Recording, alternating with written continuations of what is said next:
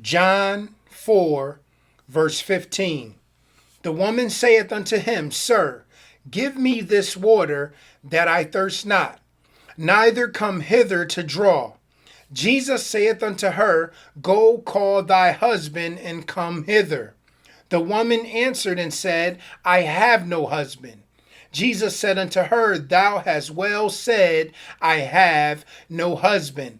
For thou hast had 5 husbands, and he whom thou now hast is not thy husband. In that saidest thou truly. The woman saith unto him, Sir, I perceive that thou art a prophet. Our fathers worshipped in this mountain, and ye say that in Jerusalem is the place where men ought to worship. Jesus saith unto her, Woman, believe me, the hour cometh when ye shall neither in this mountain nor yet at Jerusalem worship the Father. Ye worship ye know not what. We know what we worship, for salvation is of the Jews. But the hour cometh, and now is, when the true worshippers shall worship the Father in spirit and in truth. For the Father seeketh such to worship him. God is a spirit, and they that worship him must worship him in spirit and in truth. The woman saith unto him, I know that the Messiah cometh, which is called Christ. When he is come, he will tell us all things. Jesus saith unto her, I that speak unto thee am he. And upon this came his disciples, and marveled that he talked with the woman. Yet no man said, What seekest thou? Or why talkest thou with her? The woman then left her water pot, and went her way into the city, and saith to the men, Come see a man which told me all things that I ever did. Is not this the Christ? Then they went out of the city and came unto him. In the meanwhile his disciples prayed him, saying, Master, eat. But he said unto them, I have meat to eat that ye know not of. Therefore said the disciples one to another, Hath any man brought him aught to eat? Jesus saith unto them, My meat is to do the will of him that sent me, and to finish his work. Say not ye, There are yet 4 months, and then cometh harvest? Behold, I say unto you, lift up your eyes and look on the fields, for they are white already to harvest. And he that reapeth receiveth wages, and gathereth fruit unto life eternal, that both he that soweth and he that reapeth may rejoice together. And herein is that saying true, one soweth and another reapeth. I sent you to reap that whereon ye bestowed no labor. Other men labored, and ye are entered into their labors. And many of the Samaritans of that city believed on him for the saying of the woman, which testified, He told me all that ever I did. So when the Samaritans were come unto him, they besought him that he would tarry with them. And he abode there 2 days. And many more believed because of his own word. And said unto the woman, Now we believe, not because of thy saying, for we have heard him ourselves, and know that this is indeed the Christ, the Savior of the world. Now after 2 days he departed thence, and went into Galilee. For Jesus himself testified that a prophet hath no honor in his own country.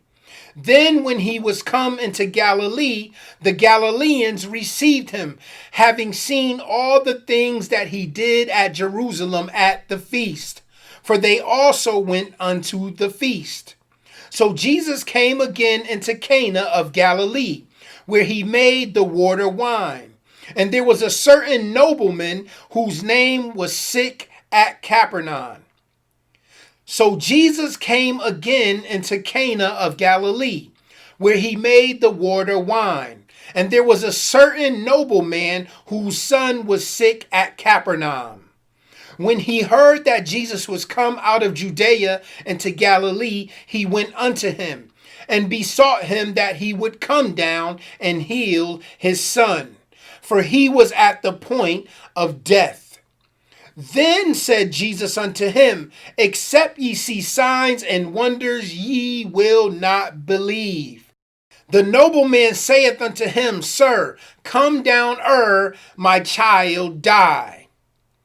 Jesus saith unto him, Go thy way, thy son liveth. And the man believed the word that Jesus had spoken unto him, and he went his way. And as he was now going down, his servants met him and told him, saying, Thy son liveth. Then inquired he of them the hour when he began to amend. And they said unto him, Yesterday at the 7th hour the fever left him. So the father knew that it was at the same hour in the which Jesus said unto him, Thy son liveth, and himself believed, and his whole house. This is again the second miracle that Jesus did when he was come out of Judea into Galilee. John chapter 5. After this, there was a feast of the Jews, and Jesus went up to Jerusalem. Now there is at Jerusalem by the sheep market a pool, which is called in the Hebrew tongue Bethesda, having 5 porches. In these lay a great multitude of impotent folk, of blind, halt, withered, waiting for the moving of the water. For an angel went down at a certain season into the pool, and troubled the water. Whosoever then first after the troubling of the water stepped in was made whole of whatsoever disease he had. And a certain man was there which had an infirmity 38 years. When Jesus saw him lie, and knew that he had been now a long time in that case, he saith unto him, Wilt thou be made whole? The impotent man answered him, Sir, I have no man, when the water is troubled, to put me into the pool. But while I am coming, another steppeth down before me. Jesus saith unto him, Rise, take up thy bed, and walk. And immediately the man was made whole, and took up his bed and walked. And on the same day was the Sabbath. The Jews therefore said unto him that was cured, It is the Sabbath day. It is not lawful for thee to carry thy bed. He answered them, He that made me whole, the same said unto me, Take up thy bed and walk. Then asked they him, What man is that which said unto thee, Take up thy bed and walk? And he that was healed wist not who it was, for Jesus had conveyed himself away, a multitude being in that place.